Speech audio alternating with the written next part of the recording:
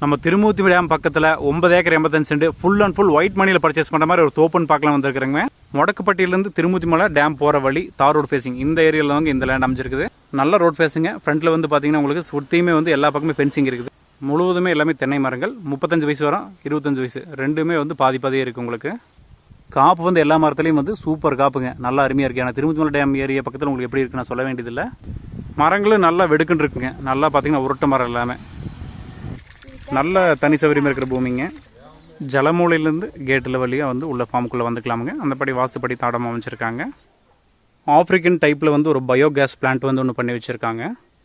So இதெல்லாமே வந்து கேட்டில்ஸ்க்கு வந்து ஏதாவது வந்து நம்ம சமைக்கிறதுக்கு வந்து இது மாதிரி இது யூஸ் பண்ணிக்கலாம். நம்ம பூமியோட மேற்கு பகுதியில் எல்லாமே வந்து 35 வயசு மரங்கள் நான் சொன்ன மாதிரி. ஸோ இது வந்து மேற்கு சரிவாக வரும். ஸோ ஜியாகிராஃபிக்கல் அமைப்பு எப்படி இருக்கோ அந்த மாதிரி தான் பூமி வரும்.